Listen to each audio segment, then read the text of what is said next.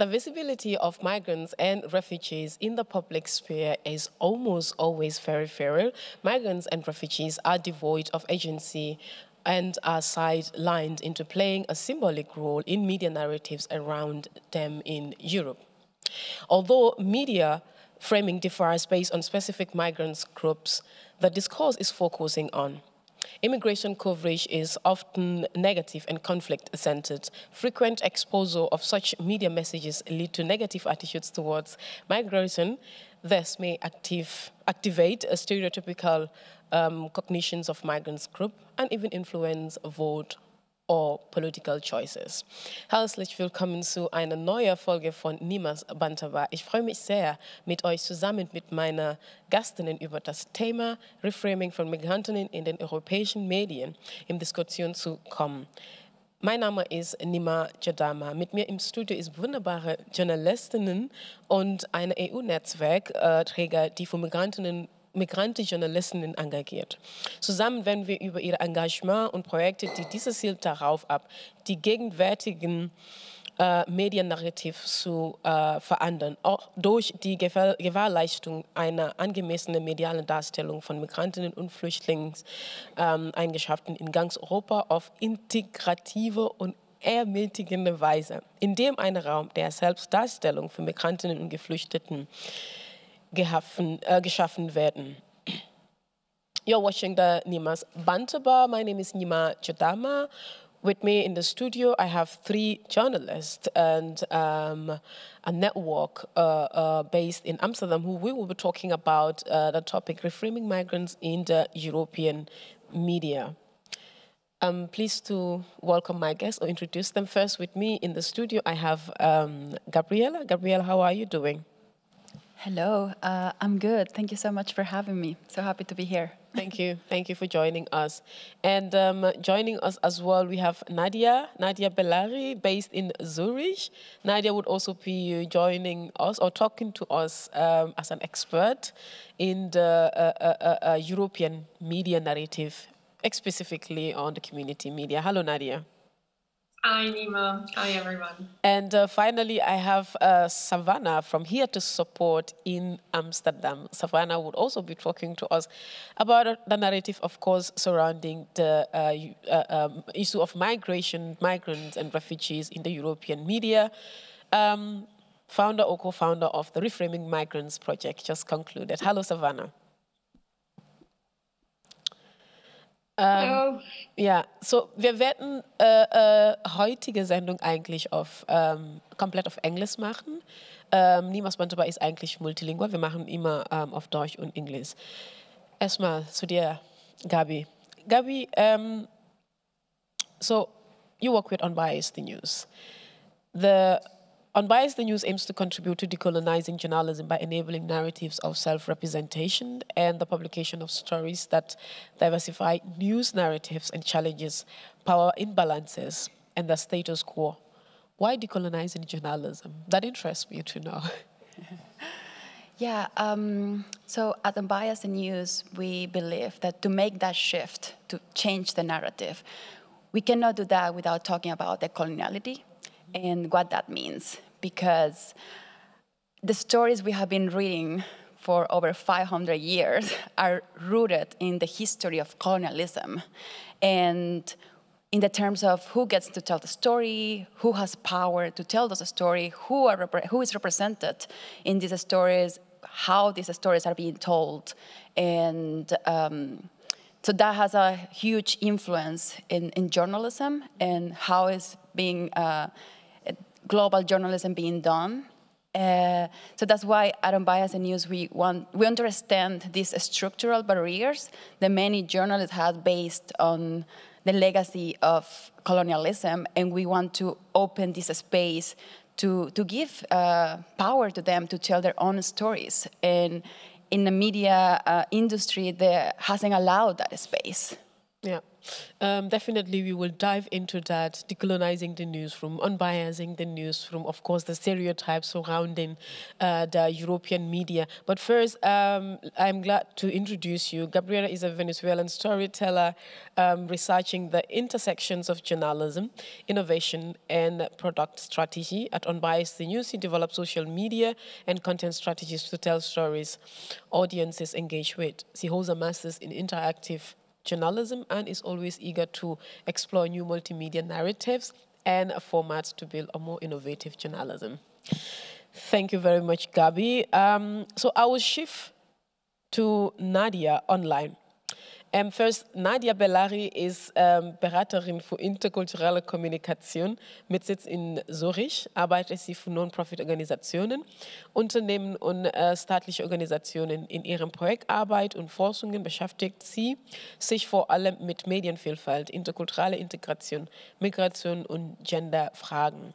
Von 2008 bis 2015 war sie die Vizepräsidentin des CMFI Community Media Forum Europe und als Beobachterin in Steering Committee on the Media and Information Society des Europarat tätig. Nadia,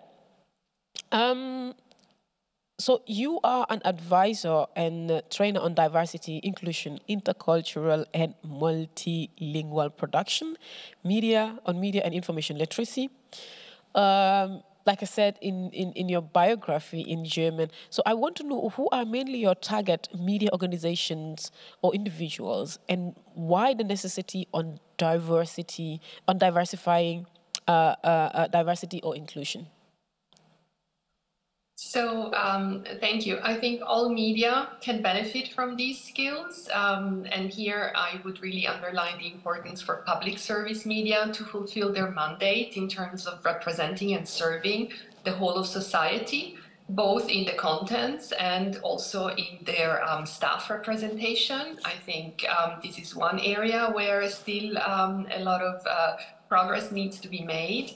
I also would like to maybe look at the concepts themselves. So when we speak about diversity inclusion, this is something we developed through a European funded project that we did with the Council of Europe. Community Media Forum Europe was one of the partners. The project, the project was over 10 years ago.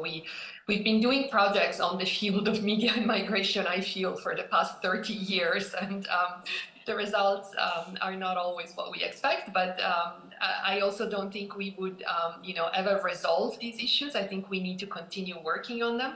But so when we talk about diversity inclusion, this is an approach that looks at diversity as an embedded element of people and society. So as an example, taking another aspect of diversity, which is, for example, disabilities.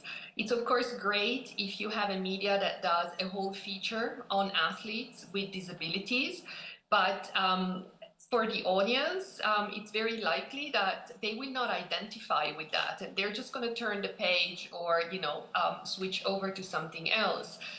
If that's the only time that that media is reflecting the visibility of, for example, people that are different from them. Whereas to build a common ground, it's much more meaningful and effective to really change the lens through which we do our journalism. And remember to include, in this case, disability as an angle, regardless of what we are reporting about. So, for example, if we are writing about a new neighborhood sports hall, why not include references to its accessibility aspects and mention whether or not athletes with disabilities are using those facilities? I mean, this contributes a lot more to having the broader audience identify and recognize that they live in the same society with people that may be different from them, but we all share the same spaces, we all access the same facilities in society, and we are not separate entities. And so we need to be careful not to create even more othering if we look at diversity as a sort of token and as a special feature that just gets, one page once a month and then we just check it off. It's actually quite interesting, media being so very vital to the community and, of course, to a whole country that should actually be portraying objectivity or diversity, inclusion and visibility is sometimes acting in a different way. I look forward to this discussion. Now, I'll talk to Savannah. But first, Savannah Coolin is coordinator and founder of Here to Support Foundation that aims at changing current media narratives through assurance of appropriate media representation of migrants and refugee communities across Europe in an inclusive and empowering manner, providing for a space of self-representation for migrants and refugees. Savannah has been involved in politics, activism, and the art of war all her life. For 10 years, he has been working on how artists and artistic projects can support and strengthen the struggle of minorities and refugees to equal rights. From the start of Refugee Collective, we are here in 2012 in Amsterdam. She worked on setting up artistic and educational projects to increase the visibility and resilience of refugees in Limbio. Savannah, first, I think, tell us about Here to Support. What are the objectives? I've already highlighted on some, but then mainly maybe what have you achieved so far? Here to Support was founded in 2013 as a support organization of the We Are Here collective. And our main objective is to amplify the voices of undocumented migrants in the city of Amsterdam. And we do that in many different ways. We build platforms where undocumented migrants can speak out. Sometimes these platforms are media platforms, as a book or like I'm at the moment in the podcast studio of City Rights Radio. So we have a podcast in Amsterdam. But sometimes it's not connected to media, but more connected to theater or documentary or even setting up stages where undocumented migrants and refugees can speak out and be part of the discussion that is about them. Because many times discussions are about them without them present. And I think this is something that we really fight. So we fight for an inclusive way of democratic spaces and that undocumented migrants can be at the table where decisions are being made about them. And there's many stories to be told. So this is where we focus on. Thank you very much, Savannah. Speaking of diversity again, Gabi, many may see diversity as not a moral question, but about quality. What is diversity in the media to you? Yeah, that's a good point, because recently we have seen, diversity, this buzzword everywhere, right? Everyone wants to talk about diversity, everyone wants to add it to their websites, oh, we are diverse. But what does that really mean? And at Unbiased News, when we talk about diversity, we also look at the quality of the journalism we are doing. Because we cannot talk about quality in journalism if the people we are talking about are not represented in the news we are reporting, right? So, yeah, for us, diversity, or for me, diversity means to include those voices and give this space in the room for them, because the news we have been seeing so far most of the time favor Western perspective, right? And you have displaced minority communities, LGBT communities, migrants. And that has been the case mostly for migrants that have been like almost absent in the newsrooms, right? For example, in Germany, where like we have a huge amount of migrants living in this country, but the representation of migrants in the newsrooms basically doesn't exist. So when we talk about diversity, we talk about including all those voices in terms of not only gender, but race and other structural barriers that we face, and discrimination, of course. Yeah, that's a very good point. You just mentioned something like at Unbiased News, you don't just look at diversity, but as well the quality of journalism. This really makes sense. And Savannah, like, made mention of mostly migrants are represented without them, or news have been made without them. So I think, the idea of we are diverse, diversity, it's really a big question. I always ask myself, are we really diverse? Is the media really diverse? But then, like I said, we will get into the discussion we're already in, and I'm really... how we're gonna cover it. I've already found it interesting. So Nadia, speaking of diversity again, you have been involved in different projects and researches on journalism, mostly on community media, diversity and inclusion. What have you observed so far in reframing migrants in the European media? Yes, so I would say that for me, discovering the world of community media and specifically local community radios was a huge eye-opener. When I started doing research on media and migration, I was in Barcelona, and there were incredible initiatives already at the time done by the trade union of local journalists about including journalists with a migrant and refugee background in their facilities, and creating contact databases also of experts with a migrant or refugee background, and so on and so forth. So I was expecting to find that level of engagement also in other European countries and not just in Barcelona. But then the reality sort of hit me. And when I moved to Switzerland, I discovered that migrant voices in the media were totally absent. And the only place I could find them was in community media, so in local community radios, which is where then I became involved as a project manager and coordinator in a collective. We were around 7 people working part-time, managing a local radio station, broadcasting in more than 20 different languages with around 400 volunteers, and many of them, not all of them, but many of them with a migrant background, as well as us in the management team, also with very diverse backgrounds. So there I could finally find not just a space for self-representation, but also a space for addressing all of these intersectional issues that Gabriela has also mentioned, because we had people with extremely different profiles and coming from very different backgrounds, political backgrounds, gender backgrounds, gender identities and orientations. And the focus of my work there was in basically trying to break up these bubbles and create spaces for dialogue and intercultural connections between all of these different groups.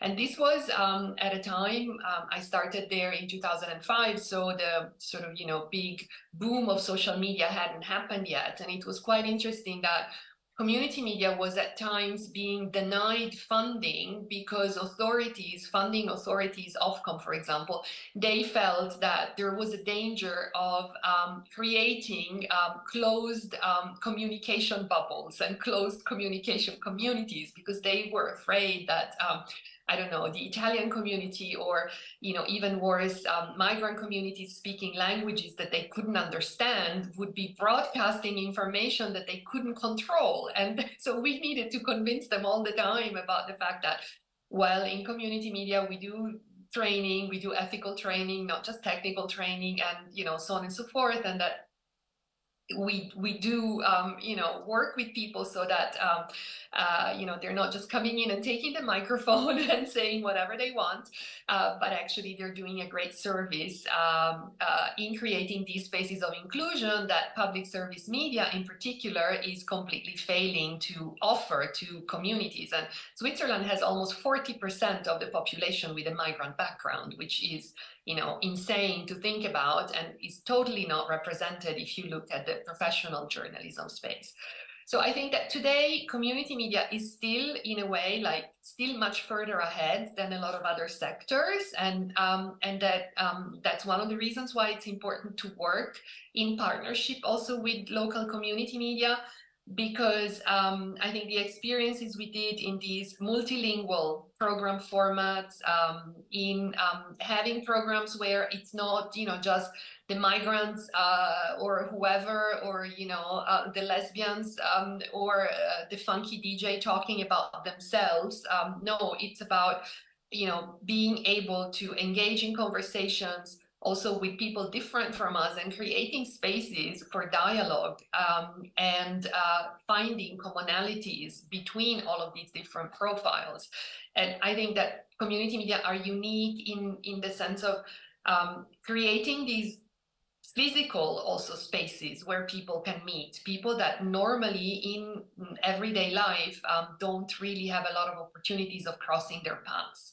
And also besides the content production, the management aspects, I think, are also crucial. So it's not just about having people that train as, let's say, non-professional journalists in their free time. It's also about having people take responsibility for managing those projects. And then I'm finished. At the radio, we had, we had our guidelines and statutes. And when I left, more than half actually of the paid management team was composed of people with a migrant or refugee background, and also the gender balance was another really important aspect that had to be reflected not just in the content but also in the staff. Thanks. Thank you very much. I mean, I think all of you should be commended for the great work you are doing, particularly Nadia. I would personally say thank you to you. Because of you today, honestly, my journey is really part of what you contributed. Nadia was the first person to take me to Brussels. And as well, we met, and since then, she has been contributing to my career up till today. Because of Nadia, I'm part of the board members of CMFE, Community Media Forum. So keep creating the spaces of inclusion for migrants and refugees. You might never know when it's paying off. Thank you so very much for that. You want to say something? If I can add something here, yeah. So Unbiased News was born with this idea book. No, we wrote a book in 2018. It was called Unbiased News: Why Diversity Matters for Journalism. And on this book, we interview and we talk about. We talk to over 30 journalists who talk about their challenges in their countries to access international newsrooms. And we talk about sexual harassment, and we talk about censorship, lack of internet, bias, stereotypes. So I think when we talk about diversity, we really need to acknowledge all the barriers the other professionals like us, but with migrant background or with a different skin color, have to enter journalism when they migrate. And I think, well, we can talk a lot about our experiences in this. But yeah, I think that's just a very important part on how we can make the media more diverse and inclusive. Yeah, and as well, look at the quality the person is bringing, and not just talk about diversity and focusing on particular groups or whatsoever you might want to, one might want to define that. And you know, like, I think we are seeing it now more and more, that when you actually give an opportunity to a journalist with a migrant background, you actually give this trust to them, like they can really grow and thrive. Like at Unbiased News, so many of our journalists had never been published in an international newsroom, basically, well, because they didn't have a byline in The Guardian, or they didn't have anyone who would recommend them. So they were writing for this local newspaper all the time and without any opportunities to grow. But when they receive that trust, they can really thrive and make a journalism more, more diverse. More diverse. So it's an open discussion, Savannah and Nadia. You can also jump in while we are discussing. We actually want to try to make it as interactive. So perhaps the last question on diversity, Savannah. So several migrant crises have revealed the importance of an inclusive European media space in the newsroom, can engage as participants rather than subjects of public debate. What's your take on this, Savannah? Yeah, we have seen in the last 10 years that undocumented migrants in Amsterdam, for example, are portrayed in media as yeah, as the journalists come by, speak them for one time, and then leave again. And they make, just as Nadia already mentioned, like they portray migration or the refugee crisis as a one-time thing in the newspaper. This is a refugee newspaper today, and then next day they go back to the topics they want to discuss, and they just leave the people out of the conversation about possible solutions and how things should be different. And I think we are fighting this the whole time. Like, we created a podcast, for example, where undocumented people are the interviewers and also speak with experts, but also are the experts themselves.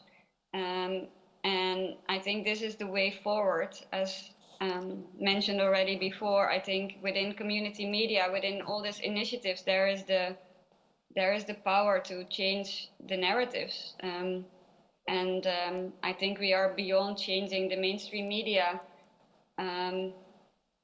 because I think the power and the knowledge is within this community media setups. As we have seen during the whole project of Reframing Migrants, is that there are so many initiatives that are already doing what needs to be changed. We should listen to that. Yeah, there is a whole lot of need to change, and we should listen to that.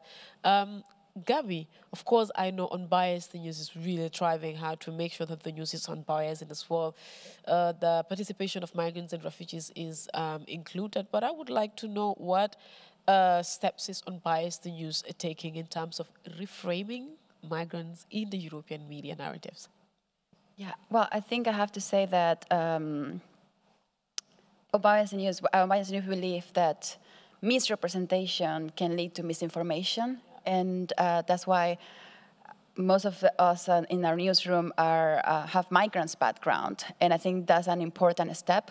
Just giving more space to journalists with migrant background, not only in this news outlets born in, but also at mainstream or legacy media, right? Just give them more space, and also on the way we are portraying these people. We believe that these people have dignity, of course, agency, and that's how we are telling their stories, and not only telling their stories, but giving them the chance to tell their own stories.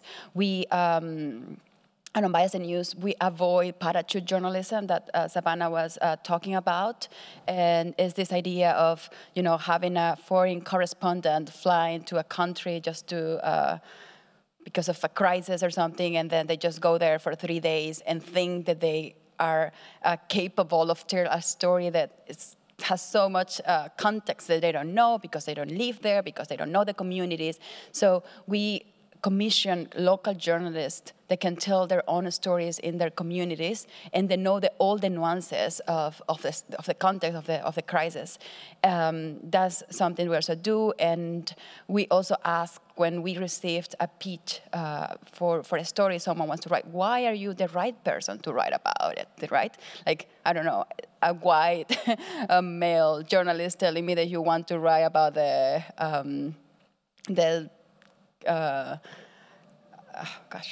you want to write about the plight of Black migrants coming, if you have never had a migrant experience, right? Like, why are you the person who should be talking about this? And the other thing we also is in the core of our team and the work we do at Unbiased News is collaborative journalism. We want to have all the representation of different, and understand how this story connects to a global conversation. And yeah, I think that's part of how we're trying to reframe the concept of migration and report on migration from the human perspective. Yeah. Speaking of reframing the concept of migrant reporting, you made mention of, like, if someone sends a pitch that wants to talk about or write about Black, and this person, it's not part of this target group.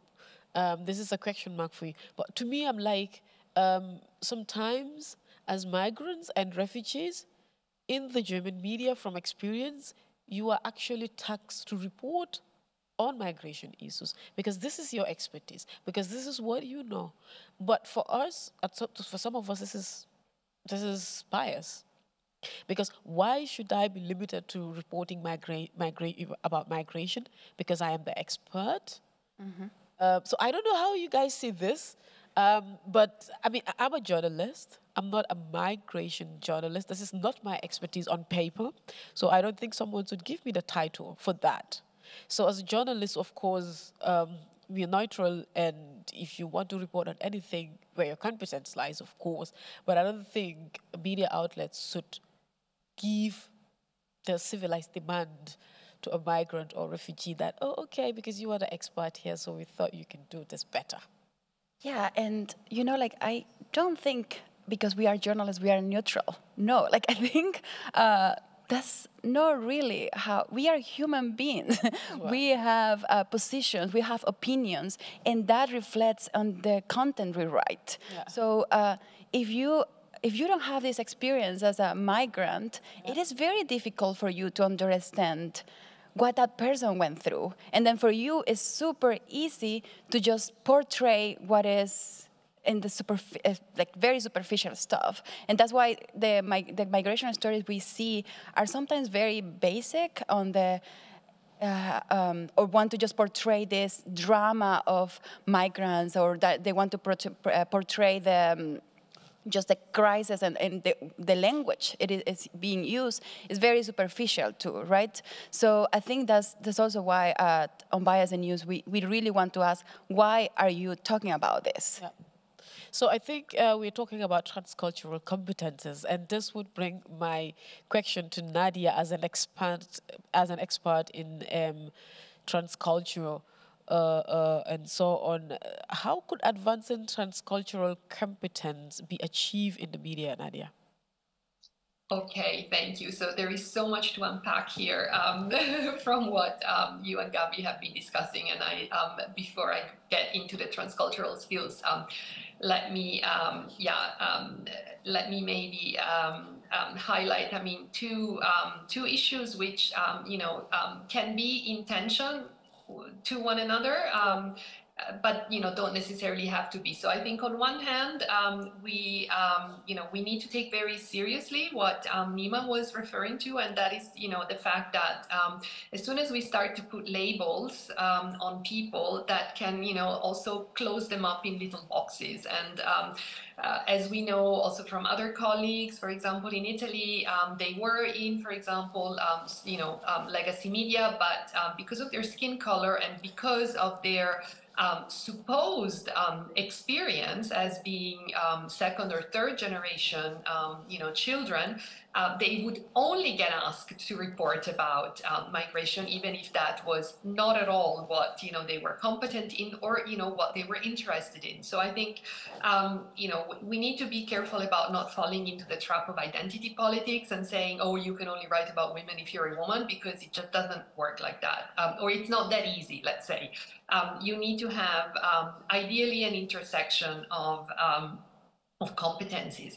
Another thing I wanted to say to Nima is that, I mean, you are there because of you and not because of me, and I think that the power dynamics in also a lot of nonprofit organizations can also be improved, and that we should always reflect on, are we creating spaces? Are we, stepping back from also the spaces that we want to create as inclusive spaces? Because that's the only way I think that things will change.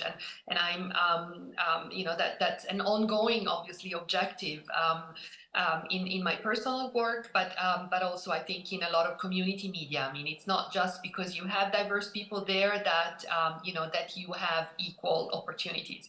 But finally, so why did I started working with this concept of transcultural skills?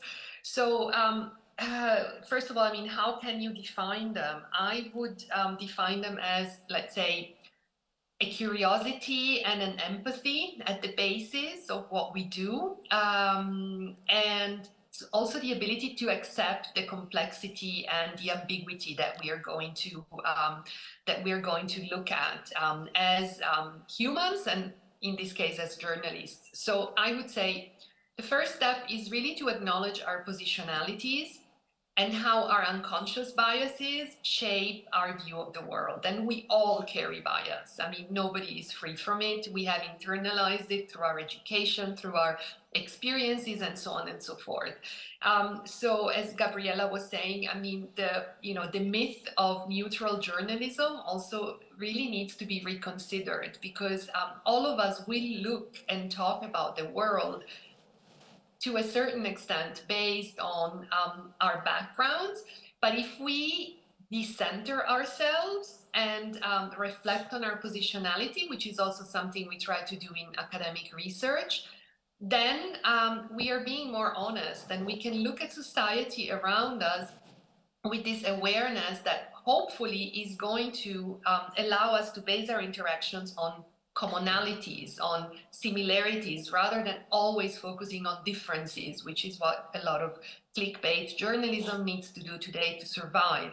So transcultural skills are basically defined as, being able to find shared interests and common values across cultural and national borders.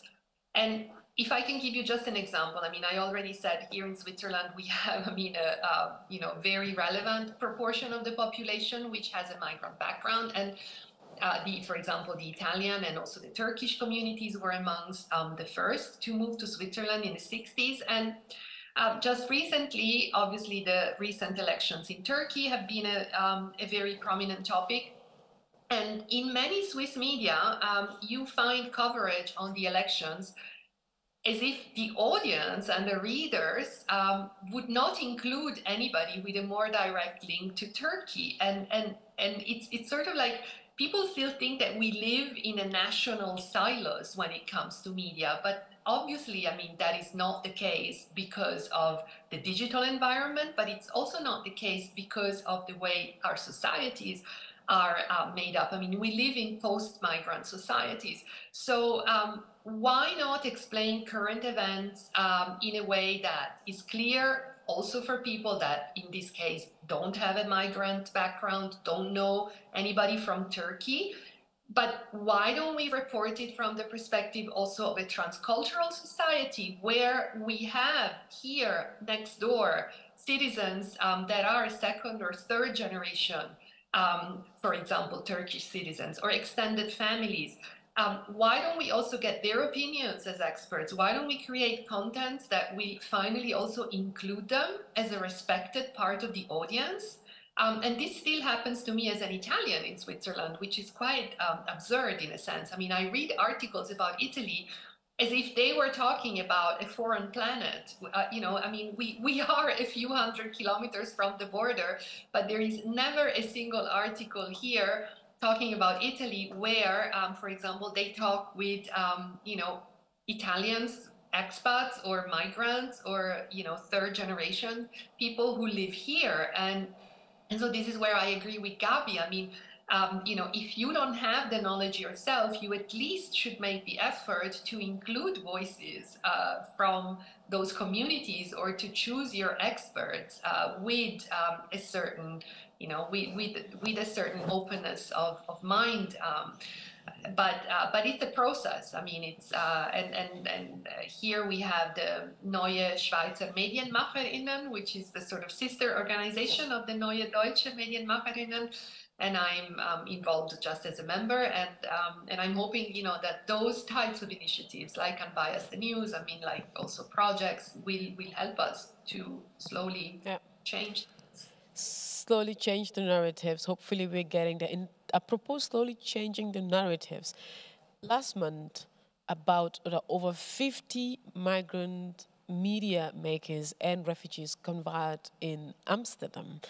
The project Reframing Migrants in the European Media has brought together media makers with a migration background to develop tools and new forms of media that challenge inequalities in the media sphere.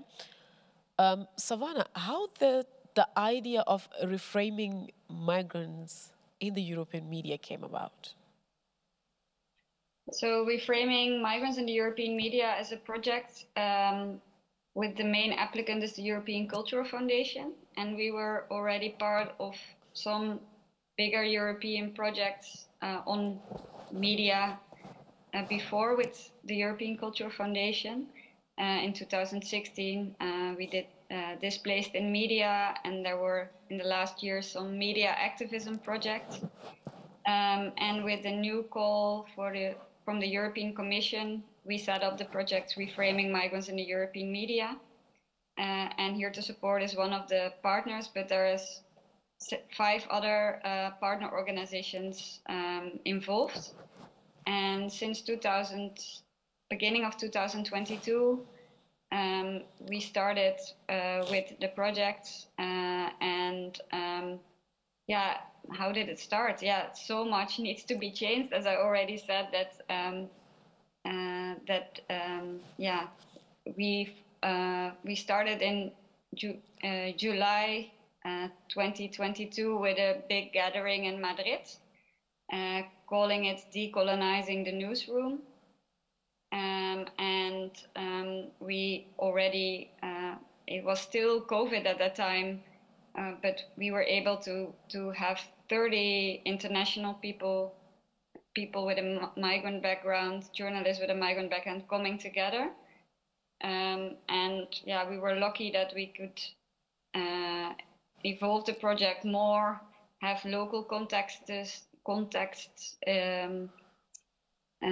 the influence of local context in there, and then have the end presentation in May in Amsterdam. So yeah. Thank you so very much. So we would, the Reframing Migrants project has different components, and one of the components is decolonizing the newsroom that actually brought an end result of this book, Shift. Can you take that up? Gabi, you were among the editors in this book, Shift. Right. Safe Magazine, Decolonizing the Newsroom, launched at the Cities Assembly that Savannah just spoke about. This was, I think, 3 weeks ago. Or yeah. Please take us through your experience of this journey of producing this result. Amazing book. Thank you. Wow, this was honestly one of the most amazing projects I have had the opportunity to work on, so I'm very, very proud.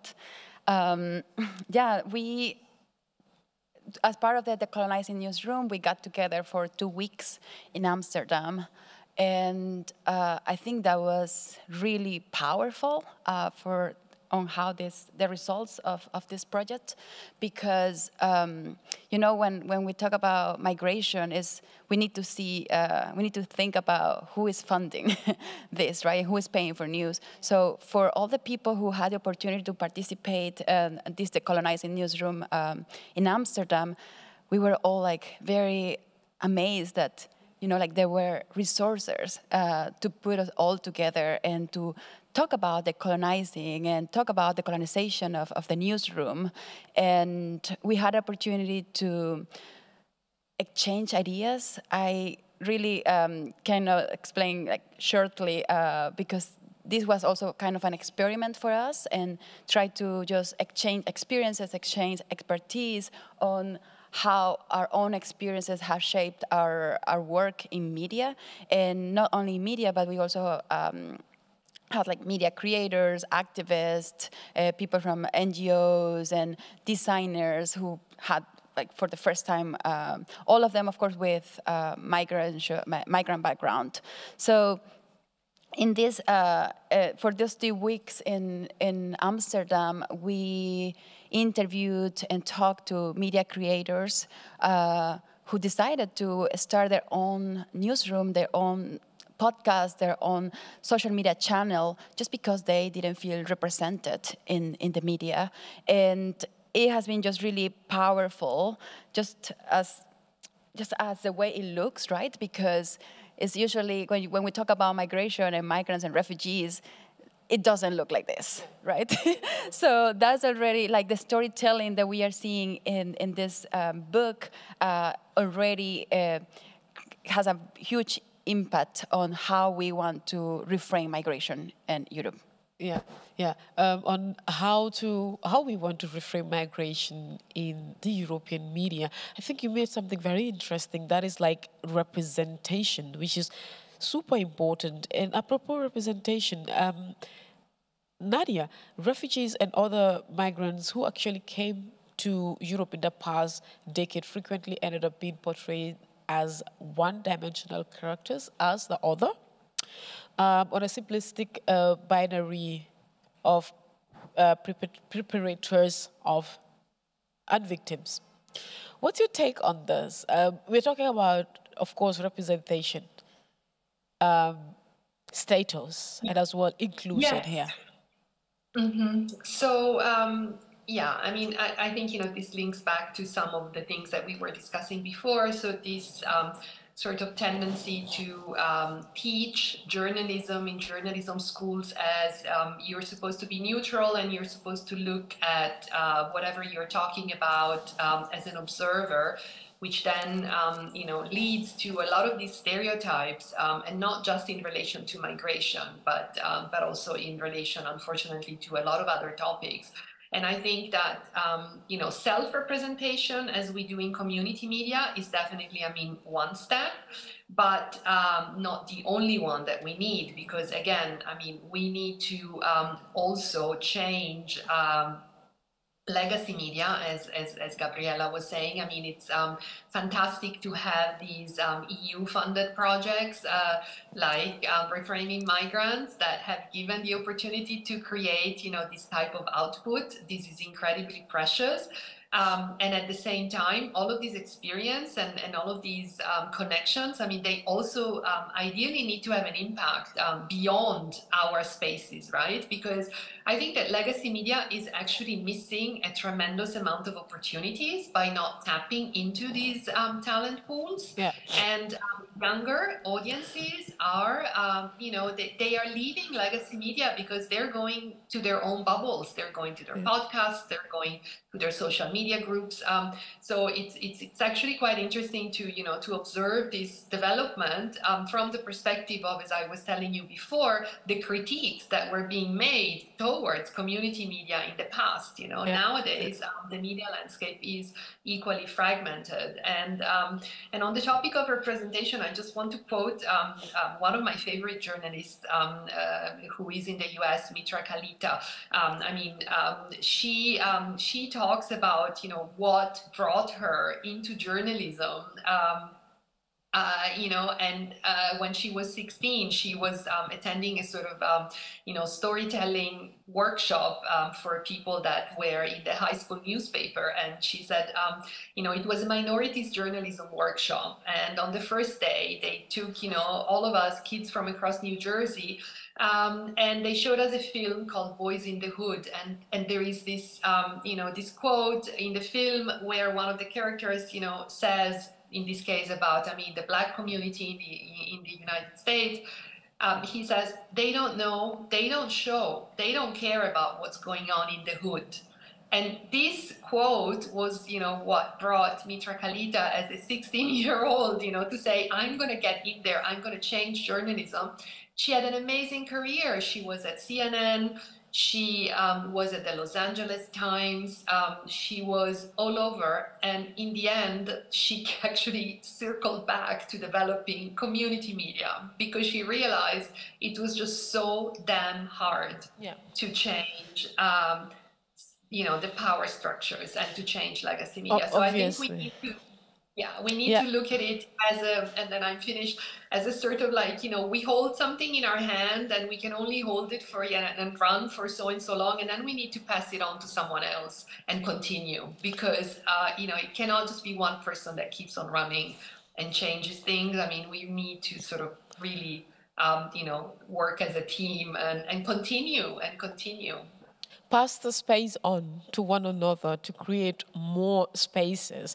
Because, like, Nadi, speaking of representation, the story that this journalist you quoted, they don't know what's happening to us in the hood, and she has to later shift to community media. And this is actually what is happening to most of us, the migrants and refugees, because we realize at some point, no, the mainstream is not up for us. It's too powerful, it's too demanding, it's too bureaucratic, it's too whatever you might want to define it. So we either end up in a community media or taking the media in our own space, creating our own spaces within the let's say, reframing the migrant into media. So Savannah, let's try to summarize this at the end of the questions that I'm going to ask, because we have like 8 minutes more to go. So several migrant crises have revealed the importance of inclusive European media spaces in which newsroom can engage as participants rather than subjects of public debates.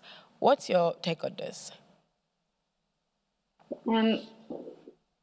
Connecting it to just the previous speaker, Nadia, I think what we try to do within the Reframing Migrants in the European Media project is really build a community of this journalists with migrant background that can connect to one another, but also it's very important to battle these power structures in legacy media and mainstream media together. And what you see is that a lot of this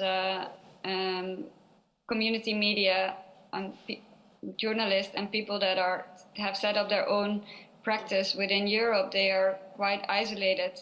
And I think what we try to do is connect them to one another and see how this is also my hope for the next year and the next 2 years maybe to come, is that we can keep this network growing. And I think this is the way forward to also battling the narratives also of refugee crisis or migration crisis, or is to really set up this community and to really make sure that this community is stronger.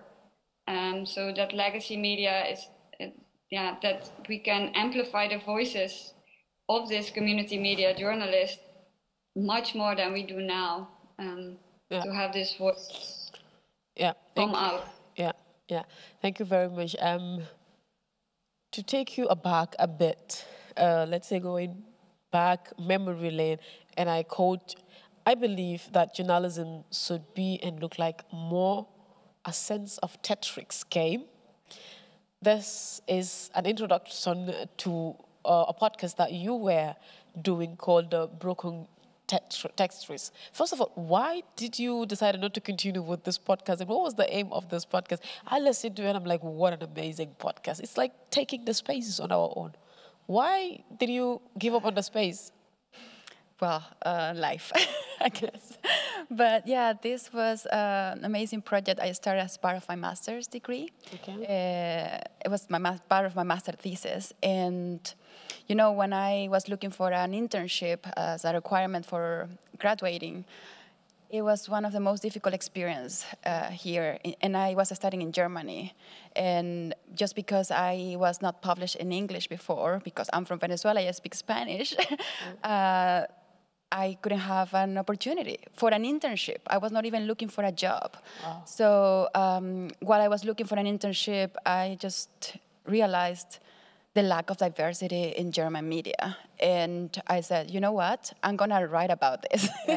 And that's why I started this podcast where I interviewed media makers, editors from German media and European media in general, and try to ask them like the hard questions, like why, why don't give opportunity to? I mean, I'm not saying that because I don't speak German, you have to hire me to be a TV reporter, right? Because that doesn't make sense. Yeah. But that doesn't mean that because you don't speak the language, you shouldn't have any space in the newsroom, because there are positions where you don't need to speak it, the language. So in this podcast, what I tried to portray was, you know, that this diversity if you have experience playing Tetris, this game is like, you know, like they all have different shapes, different colors, but they all kind of match together. Yeah. So thank you very much. I think we're going to cut there because we have 4 minutes to go and I have 2 to 3 more questions to Savannah.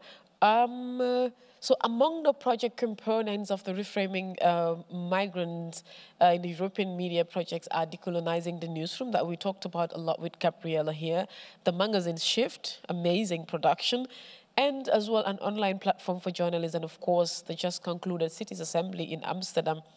Why do you think these components are so important to be included in the project, Savannah?